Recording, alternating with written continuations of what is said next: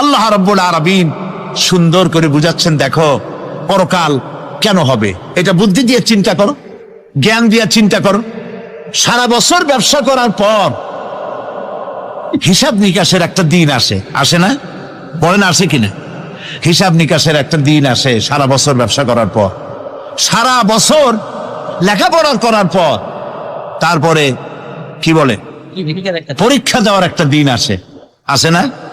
তো সারা জীবন আপনি এখানে কাজবাজ করবেন, এখানে আপনি ভালো করলেন মন্দ করলেন, এর কোনো জবাব হবে না, বিচার হবে না। এটা পাগলে চিন্তা করতে পারে, আর পাগলেরা চিন্তা করে বলেই তারা বলে, পাগলেরই এটা কথা, মাটির পুতুল যেমনে নাচায় তেমনে নাচি, পুতুলের কি দোষ? মরিয়া দেখেন, এই গান যারা বিশ্বাস করে মরিয়া দেখেন অবস্থাটা কি হয়। ফেরেশতারা আসা ধোপায় যেমন কাপড় আশ্রায়, ওই রকম ঠ্যাং ধরিয়া কবরের মধ্যে আশ্রাবে আর বলবে যেমনে আশ্রায় তেমনে আশ্রাই, ফেরেশতার কি দোষ? কাজে এই পৃথিবী শেষ কথা নয়, মৃত্যু অবধারিত, মরা লাগবে না। এবার দেখেন আল্লাহ কি বলেন, আল্লাযী খালাকাল মাউতা ওয়াল হায়াতা লিয়াবলুয়াকুম আইয়ুকুম আহসানু আমালা। আল্লাহ পাক বলছেন, আমি মৃত্যু আর জীবন সৃষ্টি করেছি। কেন করেছি? লক্ষ্য করুন, লিয়াবলুয়াকুম, যাতে করে আমি তোমাদেরকে পরীক্ষা করে নিতে পারি। কি ব্যাপারে? আইয়ুকুম আহসানু আমালা, আমলের দিক থেকে, নেক কাজের মধ্য থেকে, ভালো কাজ এবং খারাপ কাজের মধ্য থেকে, আইয়ুকুম আহসানু দিক থেকে তোমাদের মধ্যে কে উত্তম, কে ভালো মানুষ, এইটার পরীক্ষা নেওয়ার জন্য আমি মৃত্যু আর জন্মের সৃষ্টি করেছি। প্রিয় ভাই সব খুব লক্ষ্য করুন, জন্ম আর মৃত্যু, জন্ম হলে মৃত্যু হবেই, না হবে না। এই যে একটা ডিউরেশন, একটি সময়, এই সময়টা হলো পরীক্ষার সময়। আমরা যারা পড়াশোনা করেছি, আপনারা পড়াশোনা করেছেন নিশ্চয়ই, কলেজে অথবা হাই স্কুল অথবা মাদ্রাসায় প্রতি বছর একটা করে পরীক্ষা আসে, আসে না পরীক্ষা? এই পরীক্ষার ডিউরেশন কত সময়? 3 ঘন্টা। কয় ঘন্টা বলে? 3 ঘন্টা। এই 3 ঘন্টা পরীক্ষা দিতে গিয়ে আপনারা কি কোনো ছাত্রকে দেখেছেন যে প্রশ্নপত্র সামনে নিয়ে গল্প করতেছে, প্রশ্নপত্র সামনে নিয়ে তাস খেলে, জুয়া খেলে, আরেক দিকে তাকায় থাকে? প্রতিটি মুহূর্ত সে কাজে লাগাচ্ছে, প্রতি মুহূর্ত কাজে লাগাচ্ছে। 3 ঘন্টা পুরা হওয়ার 2 ঘন্টার মধ্যে পরীক্ষা তার শেষ হয়ে গেছে, কিন্তু সে চলে যাচ্ছে না, বাকি আরো 1 ঘন্টা আধা ঘন্টা রিভাইজ করতেছে। সে যা যা পরীক্ষা দিয়েছিল প্রশ্ন অনুযায়ী জবাবগুলি ঠিক হয়েছে কিনা সে মিলাই দেখে। কারণ কি? কারণ হলো এই পরীক্ষা যদি ফেল করি, বাপ মায়ের কষ্ট করা পয়সাগুলি বিফলে চলে যাবে, আমি চাকরি পাবো না, আমার জীবনটা 1 বছরের জন্য নষ্ট হয়ে যাবে। এই জন্য সে এত খাটাখাটনি করে পরীক্ষায় ভালো ফল করার জন্য সে পরীক্ষা দেয়, এবং পরীক্ষার রেজাল্ট এই পৃথিবীতেই হয়। ঠিক কিনা বলেন? খাতা দেখতে যতদিন লাগে তারপরে পরীক্ষা হয়। খুব লক্ষ্য করুন, আমাদেরও একটা পরীক্ষা চলতেছে এই পৃথিবীতে, সকলে। ওটা শিক্ষাঙ্গনের পরীক্ষা, এটা জীবনের পরীক্ষা। এই যে ওর পরীক্ষার ডিউরেশন, সময়কাল 3 ঘন্টা, আর আমাদের পরীক্ষার, সমস্ত মানুষের পরীক্ষার সময়কাল হলো জন্ম থেকে শুরু করে মৃত্যু পর্যন্ত। এর মধ্যে বালেগ হওয়া পর্যন্ত সময়টা কনসিডারেবল, ক্ষমার যোগ্য। 15 বছর 12 বছর বালেগ হইতে যে কয় বছর লাগছে, এইটা যা করছেন যা বলছেন সব মাপ। কিন্তু বালেগ হওয়ার পরের থেকে নিয়ে মৃত্যু পর্যন্ত যা যা করবেন সমস্ত কাজের হিসাব আল্লাহর কাছে দিতে হবে। একটা প্রশ্ন করি আপনাদের কাছে, রাগ করবেন না তো? বলবেন যে কথা বলতে তো আপনি আসছেন, আমাদের দিয়ে খাটান কেন? এরকম চিন্তা করবেন না তো? প্রশ্নটা হচ্ছে, বলেন তো দেখি, পৃথিবীর মধ্যে সব চাইতে মূল্যবান জিনিস, দামি জিনিস কোনটা? ইখতিলাফ হয়ে গিয়েছে, ইখতিলাফ হয়েছে। কেউ বলেছে যৌবন, কেউ বলেছে কোরআন, কেউ বলেছে ইসলাম। আর যারা বেশি বুদ্ধি রাখে তারা খামোশ, তারা কথা বলে নাই। কোনটা কইয়া কোন জ্বালা চুপ করে থাকাই ভালো। সব থেকে মূল্যবান জিনিসের নাম সময়। সব থেকে মূল্যবান জিনিসের নাম কি? এবার বলেন, এই পৃথিবীর মানুষ সব থেকে অপচয় করে কোন জিনিসে? সময়ে। সময়ের অপচয় আমরা যা করি। বাড়িতে আজকে রাত্রে ক্যালকুলেটর না থাকে, যদি কাগজ কলম হাতে নেন। জীবনের 15 বছর বাদ দেন, এখন আপনার বয়স এখন যা, এই বয়সে প্রতিদিন ওই যৌবন প্রাপ্তির পর থেকে নিয়ে এই পর্যন্ত প্রতিদিন টেলিভিশনের সামনে নাটক দেখার জন্য, সিনেমা দেখার জন্য, ন্যাশনাল জিওগ্রাফি দেখার জন্য, ডিসকভারি দেখার জন্য, স্পোর্টস দেখার জন্য প্রতিদিন কয় ঘন্টা টিভির সামনে আপনি বসেন। এরপরে আপনি এগুলিকে সপ্তাহে কয় ঘন্টা হয়, মাসে কয় ঘন্টা হয়, বছরে কয় ঘন্টা হয়। বয়স এখন আপনার 50 বছর, 15 বছর বাদ দেন, 35 বছর। হিসাব করেন কয় বছর আপনি টেলিভিশনের সামনে বসা ছিলেন। আমার কথা কি মাথায় ঢুকছে? কয় বছর টেলিভিশন আর সিনেমা হলে বসা ছিলেন? চায়ের দোকানে গল্প করতে গিয়ে, আড্ডা মারতে গিয়ে কতটা সময় নষ্ট করেছেন? রবীন্দ্রনাথ, যতীন্দ্রনাথ, যোগীনাথ, তারপরে শরৎচন্দ্র, এই সমস্ত এই নাম মনে আসলো। কবি, সাহিত্যিক, ঔপন্যাসিক, নাট্যকার, তাদের বইপত্র, গল্পের বই, ভূতের গল্প, এই সমস্ত গল্পের বই পড়িয়া জীবনে কতটা সময় নষ্ট করেছেন। সবগুলি এক জায়গায় করেন, এরপরে আপনার চোখ সারা বড় হয়ে যাবে, দেখতে পাবেন আপনার জীবনের উল্লেখযোগ্য 35 বছরের কম করে হলেও 20 বা 25 বছর অপচয় হয়ে গেছে, নষ্ট হয়ে গেছে। ইন্না লিল্লাহি ওয়া ইন্না ইলাইহি রাজিউন। জীবনের সব থেকে মূল্যবান সময়গুলি নষ্ট করে ফেলেছি আমরা। আল্লাহ পাক বলেছেন, পরীক্ষা নেওয়ার জন্যই এই পৃথিবীতে দিয়েছিলাম। এখন ওর পরীক্ষার, ছাত্রের পরীক্ষার সময় 3 ঘন্টা, রেজাল্ট আউট হবে এখন। আর আপনার আমার পরীক্ষা মৃত্যুতে, জন্ম থেকে শুরু মৃত্যু পর্যন্ত, কিন্তু রেজাল্ট এখানে আউট হবে না। রেজাল্ট আউট হবে কোথায়? কিয়ামতের দিন। কোথায় হবে? হতেই হবে কিয়ামতের দিন।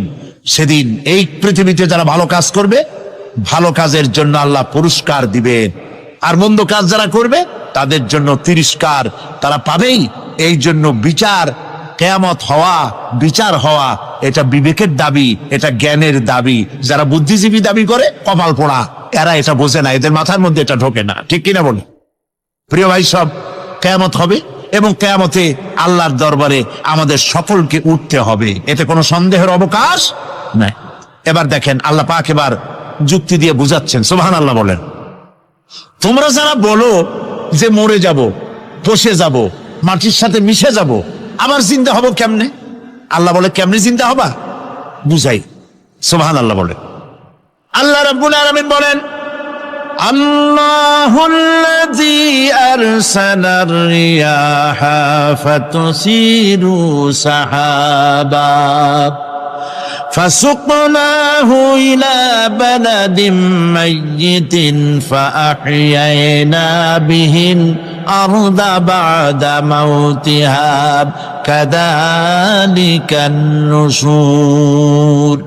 আল্লাহ পাক বলেন, লক্ষ্য করে দেখো, সমুদ্রের লবণাক্ত পানিগুলি বাষ্পীয় আকারে মেঘমালায় পরিণত করে দেই, আর বাতাসকে হুকুম করি মেঘটাকে টেনে নিয়ে যাও অমুক জায়গায়। আল্লাহ যেখানে বৃষ্টি দিতে চান, বাতাস মেঘকে ঠেলে নিয়ে সেখানে নিয়ে আসে, বৃষ্টির পানিগুলি পড়ল। আল্লাহ পাক বলেন, আকাশের সেই বৃষ্টির পানি দিয়া মরা জমিনকে আমি জিন্দা করে দিলাম। ফাআহিয়ানা বিহিল আরদা বাদা মাউতিহা, এই মৃত্যু জমিনকে আমি জিন্দা করলাম। সেখানে তুমি বীজ বপন করলে, সেই বীজগুলি, বীজের মাথা ফাটাইয়া চারাগুলি কে বের করে দিল? মাটির আস্তরণ, মাটির আস্তরণের মধ্যে কদুর বিচি, লাউর বিচি। আপনারা কদু কন না লাউ বলেন? যেটাই হোক, বুঝলেই হইল, কদু অথবা লাউ একই কথা। অথবা যে কোনো শাক সবজি, উদ্ভিদ, এর চারা, এর বীজ মাটিতে দেওয়া হলো, মাটিটা ফেটে চারা, যে পাতা দুটো বেরিয়ে আসলো, এই পাতা কি শক্ত না নরম? তাহলে মাটিটা ফাটাইয়া পাতা দুটো বাইর করে দিল কে? সুবহানাল্লাহ বলে।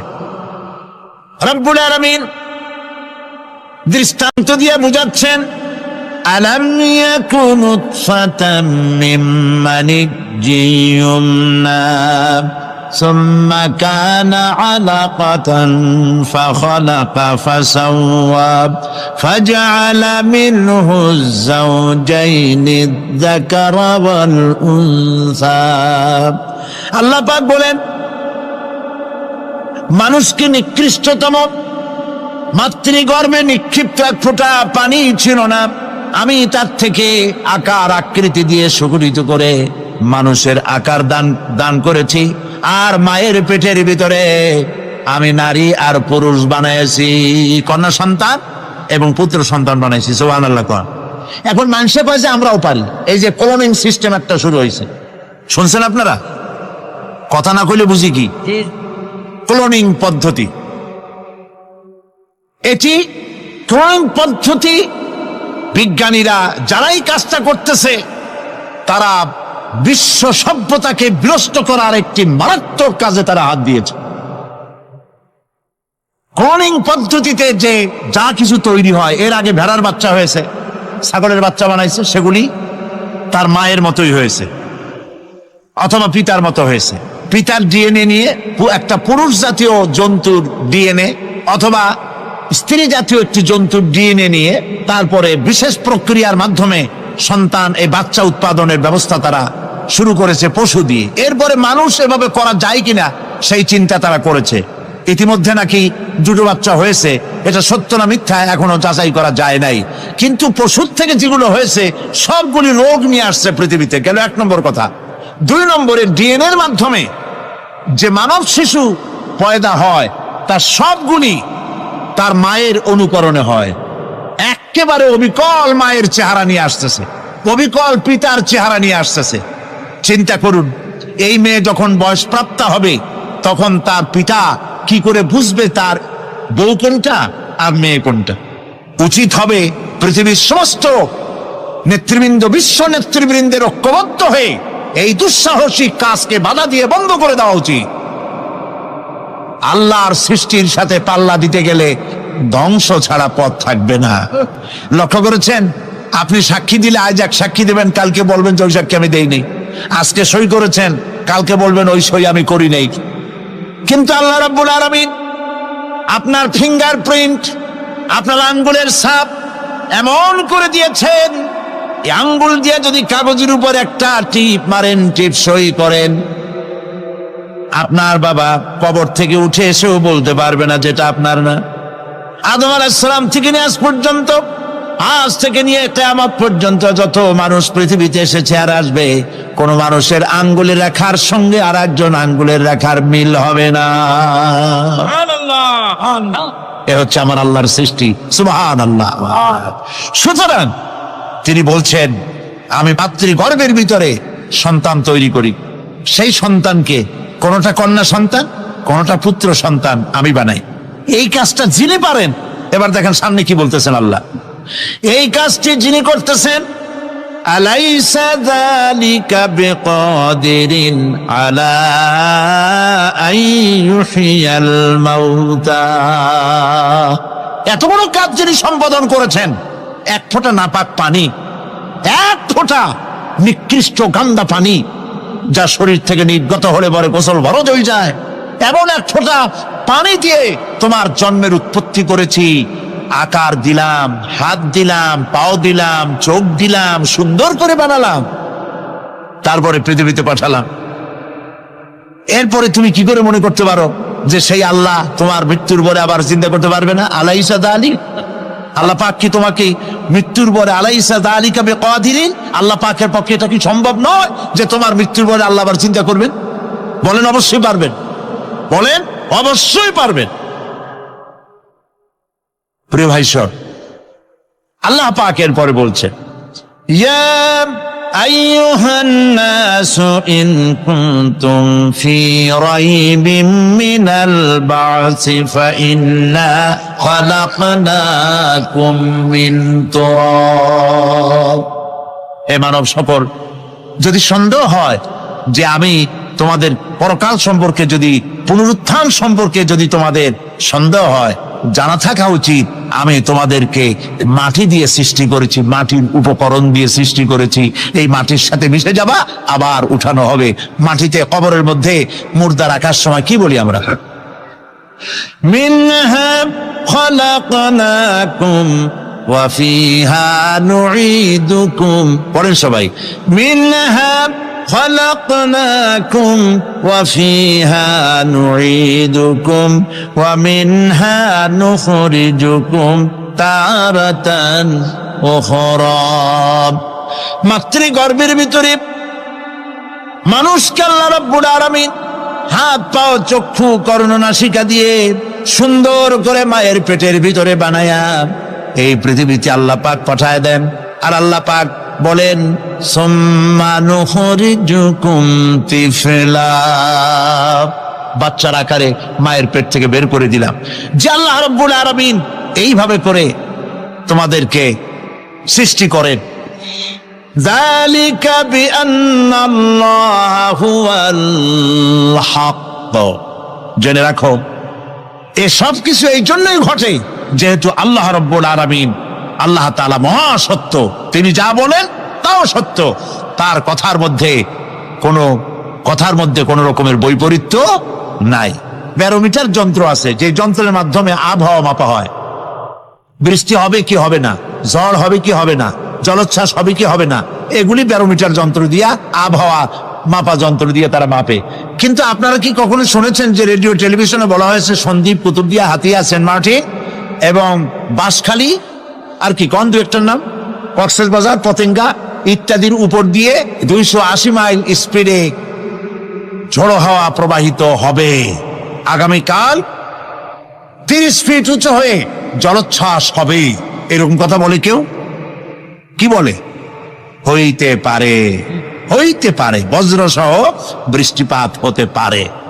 এবার কোরআন শরীফ দেখুন তো, কোরআন শরীফে কোথাও আছে পরকাল হইলেও হইতে পারে, কবর আযাব এটাও হয়তো হইতে পারে, জান্নাত আর জাহান্নাম থাকতেও পারে। এরকম কথা আছে? সব কথা ডাইরেক্ট, কোন কথার ভিতরে কোন রকমের বৈপরীত্য নাই। আল্লাহ রাব্বুল আলামিন বলেছেন, ইযাস সামাউ ফাতারাত, আকাশ সমূহ যখন বিদীর্ণ হয়ে যাবে, ওয়া ইযাল কাওয়াকিবু তাসারাত, আর যখন তারকা সমূহ বিক্ষিপ্ত হয়ে পড়বে, ওয়া ইযাল কুবুরু বুসিরাত, আর যখন কবরের ভিতরে যা কিছু আছে সব উদ্গীরণ করে দেওয়া হবে। সমস্ত কথাগুলি ডাইরেক্ট। যালিকা বিআন্নাল্লাহা হুয়াল হক, যেহেতু আল্লাহ মহাসত্য। ওয়া মান আসতাকু মিনাল্লাহি কিলা, আর আল্লাহর চাইতে সত্যবাদী আর কে আছে? বলেন, আছে কেউ?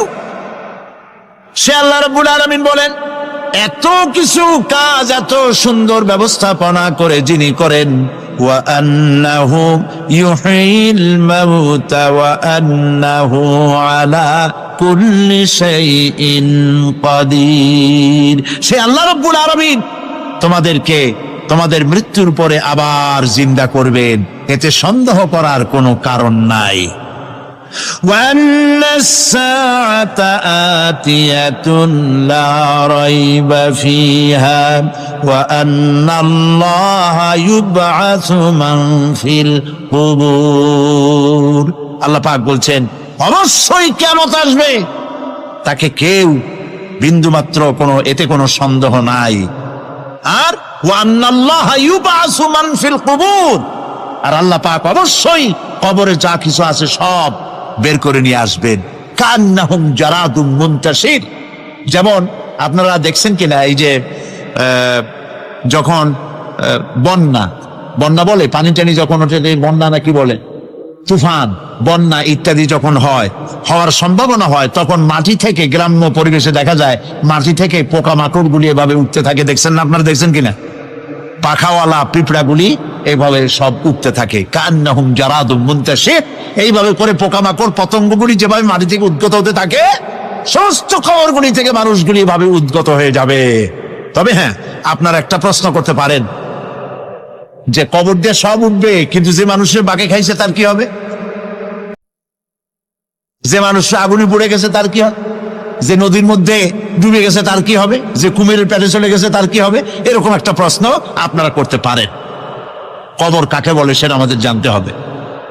কবর শুধু মাটির গর্তটাকেই কবর বলা হয় না, এটি আলমে বারজাখ, এটি পর্দা, এটা জবনিকা।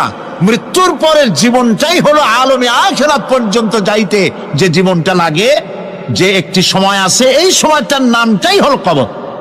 সেটা গর্তের মধ্যে হইতে পারে, মাটির মধ্যে, সেটা বাঘের পেটে হতে পারে, সেটা কুমিরের পেটে হতে পারে, সেটা পানিতে পচে যেতে পারে, এটা কোনো বিষয় না।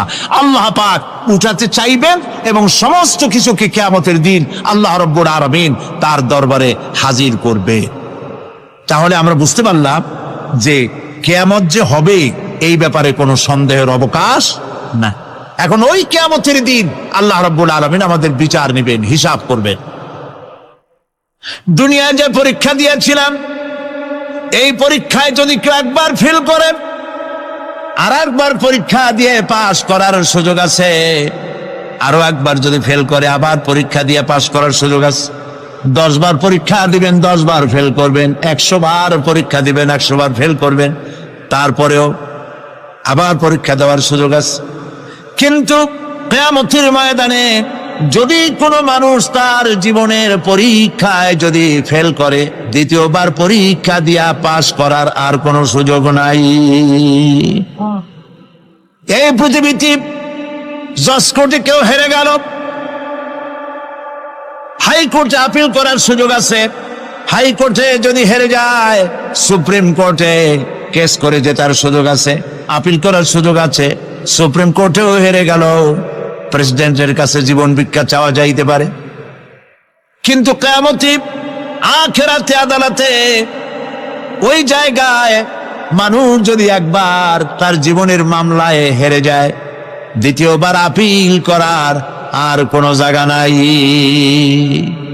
কঠিন জায়গা, সেই জায়গা হবে এবং সেখানে সবাইকে উঠতেই হবে।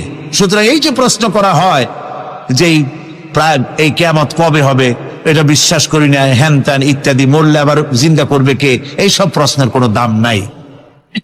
আল্লাহ পাক এই ব্যাপারে আরেকটি কথা বলছেন, ইয়াসআলুনাকা কাআন্নাকা হাফিজুন আনহা কুল ইন্নামা ইলমুহা ইনদাল্লাহ ولكن أكثر الناس لا يعلمون। হে নবী, এরা আপনার কাছে এই প্রশ্নটা করে এইভাবে যে কিয়ামত কবে আসবে, মনে হয় যেন আপনি এটা জানেন। এই ইলম কিয়ামত কবে হবে মনে হয় যেন আপনি এটা জানেন, সেই জন্য তারা এই প্রশ্নটা করছে। আসলে কুল ইন্নামা ইলমুহা ইনদাল্লাহ, কিয়ামত কবে হবে এটা কে জানেন? ওয়ালাকিন্না আকসারান নাস লা ইয়ালামুন, অবশ্যই অধিকাংশ মানুষেরা এটা জানে না। কিয়ামত কবে হবে এটা একমাত্র আল্লাহ পাক জানেন। পরকালের জীবন যে হবে এতে কোনো সন্দেহ নাই, সেই ব্যাপারে আল্লাহ পাক বলছেন, আআনতুম আশাদ্দু খালকান আমিস সামাউ বানাহা। তোমরা যে পুনরুত্থান সম্পর্কে অস্বীকার করো, এবার চিন্তা করো, তোমারে বানানো কঠিন না ওই মহা আকাশটা বানানো কঠিন? কোনটা কঠিন বলেন না আপনারা, কোনটা কঠিন? আপনারা একটু তাকায় দেখেন তো, এই যে বিশাল প্যান্ডেল, এই প্যান্ডেলে খুঁটি আছে না নাই? আছে কিনা? কতগুলো খুঁটি গুনতে আপনার আধা ঘন্টা খানের সময় লাগবে, ঠিক না? এই একটা প্যান্ডেল বানাতে যদি এতগুলি খুঁটি লাগে, তাহলে বিশাল আকাশে যদি এইরকম খুঁটি লাগতো আকাশটারে ঝুলাই রাখার জন্য, তাহলে চিন্তা করেন তো, খুঁটির জ্বালায় গাড়ি জাড়ি চালান যাইতো? আছে কোনো খুঁটি? জোরে বলেন, আছে? নাই। ওই আকাশটাকে আল্লাহ পাক বলছেন, আনতুম আশাদ্দু খালকান আমিস সামাউ বানাহা। তোমারে বানানো কঠিন না ওই বিশাল আকাশ বানানো কঠিন? কোনটা কঠিন ছিল? তো ওই আকাশটা বানানোই তো আল্লাহ পাকের কাছে সহজ হয়ে গেছে। তাহলে তোমারে একবার বানাইয়া যে একবার বানাতে পেরেছেন তিনি আবার জিন্দা করতে পারবেন না, এই চিন্তা কেন করো? আল্লাহ রাব্বুল আলামিন কোরআনে কারীমের ভিতরে পরিষ্কার করে বলেছেন, ওরা বলে, কাফের বেঈমানেরা বলে, ক্বালা মাইয়ুহয়িল ইযামা ওয়া হিয়া রামীম, আমাদের হাড় গোড় যখন পচে যাবে, গলে যাবে, কে আমাদের জিন্দা করবে? জবাবে আল্লাহ পাক বলেন, হে নবী আপনি বলুন, কুল ইউহয়িয়াল্লাযী আনশাহা আউওয়ালা মাররা, আপনি বলে দিন যে আল্লাহ রাব্বুল আলামিন একবার তোমাকে সৃষ্টি করেছেন, প্রথমবার যিনি সৃষ্টি করেছেন, দ্বিতীয়বার মৃত্যুর পরে আবার তিনি জিন্দা করবেন। কেন বিশ্বাস করেন? সুতরাং এই যে আল্লাহ পাক মানুষকে জীবন দিয়েছেন, এই জীবনের পরে মৃত্যু, মৃত্যুর পরে আবার আমাদের সকলকে উঠতে হবে এবং আল্লাহ পাকের দরবারে আমাদেরকে উপস্থিত হতে হবে। এই কথাগুলি যারা অস্বীকার করে, পরকাল যারা মানে না, তাদের সম্পর্কে আল্লাহ পাক বলছেন, والذين كذبوا بآياتنا ولقاء الآخرة حبطت أعمالهم, আল্লাহ পাক বলেন যারা পরকালকে অস্বীকার করেছে, আখিরাত যারা মানে না, তাদের জিন্দেগীর সকল আমলগুলিকে আল্লাহ পাক বরবাদ করে দিবেন। পরকালের বিশ্বাসের উপরে ভিত্তি করেই মানুষের চরিত্র ভালো হইতে বলেন পারে। একটা দৃষ্টান্ত দেই, একটা দৃষ্টান্ত। এই যে যারা চুরি করে, ডাকাতি করে, সন্ত্রাস করে মানুষ মারে, সন্ত্রাসগুলি করে কি জন্যে? এদের ধারণা নাই যে আল্লাহ পাক আমাদেরকে উঠাইতে পারবে, আমাদের মৃত্যু হবে, পরকালের চিন্তা নাই বলেই তারা এই কাজটা করে। রাতের আধারে কোটি কোটি টাকার অফার আসছে, কেউ দেখে না, এইখান থেকে, এই টাকার খাওয়া থেকে, অথবা জেনা করা থেকে, অথবা মদ পান করা থেকে গোল্ডেন অপরচুনিটি, সুযোগ আসছে, জেনা করা যায়, মদ খাওয়া যায়, টাকা নেওয়া যায়, অবৈধ টাকা। এই অপরাধ থেকে বাঁচাতে পারে একমাত্র পরকালের জবাবদেহিতা, আখিরাতের ভয়। আল্লাহর কাছে আমাকে জবাবদিহি করতে হবে, এই ভয় ছাড়া আর কোনো কিছুই মানুষের এই বিপদ থেকে মানুষের চরিত্র ভালো বানাইতে পারে না। মানুষের চরিত্র ভালো বানাবার জন্য এটাই হচ্ছে একমাত্র পথ। সেই জন্য আল্লাহ পাক আখিরাতের জীবন রেখেছেন, উঠতে সেখানে হবেই। এই পৃথিবীতে একবার যখন আসছি, আমাদেরকে জিন্দা আল্লাহ করবে এবং সমস্ত কথাগুলির জবাব আল্লাহর কাছে দিতে হবে। আল্লাহ রাব্বুল আলামিন বলেন, ওয়াত্তুর ওয়া কিতাবিম মাসতুর ফি রাক্কিম মানশুর ওয়াল বাইতিল মা'মুর ওয়াস সাকফিল মারফু' ওয়াল বাহরিল মাসজুর ইন্না আযাবা রাব্বিকা লাওয়াকি' মা লাহু মিন দাফি'। সূরা তুর। আল্লাহ পাক বলছেন, তুর পাহাড়ের শপথ, তুর পাহাড়ের শপথ, সেই প্রকাশ্য পবিত্র গ্রন্থের শপথ যা লিপিবদ্ধ রয়েছে মসৃণ ঝিল্লিতে, চর্ম ঝিল্লিতে লিপিবদ্ধ রয়েছে। আরো শপথ বাইতুল মামুরের, আরো শপথ সুউচ্চ আকাশে, আরো শপথ উচ্ছ্বাসিত তরঙ্গায়িত সমুদ্রে। নিশ্চয়ই সেই আযাব আসবে, আযাব মানে কিয়ামত, সেই পরকাল অবশ্যই আসবে। মা লাহু মিন দাফি', এই শাস্তি থেকে, এই কিয়ামত আসা থেকে, এই কিয়ামত সংগঠিত হওয়া থেকে রোধ করার মতো ক্ষমতা কারো নাই। সুবহানাল্লাহ। এখন আল্লাহ পাক তুর পাহাড়ের কসম করছেন। তুর পর্বত হচ্ছে সেই পর্বতের কথাই ধরা যাক, যেখানে এটি ঐতিহাসিক পর্বত। হযরতে মূসা আলাইহিস সালামকে আল্লাহ রাব্বুল আলামিন যেখানে নবুয়তের শিরস্থান পড়িয়ে দিয়েছিলেন, তুর পাহাড়ের ভিতরে। অতুর সিনিন, তুর পাহাড়ের কসম আল্লাহ পাক বলছেন। এবং খোদায় আল্লাহ রাব্বুল আলামিনের সঙ্গে বিরোধিতা করার কারণে ফেরাউনকে এই তুর পাহাড়ের কাছে লোহিত সাগরের মধ্যে, দরিয়ায় নীলের মধ্যে আল্লাহ পাক ডুবিয়ে মেরেছিলেন। এবং নির্যাতিত বনি ইসরাইলকে শাস্তি দেওয়ার চূড়ান্ত সিদ্ধান্ত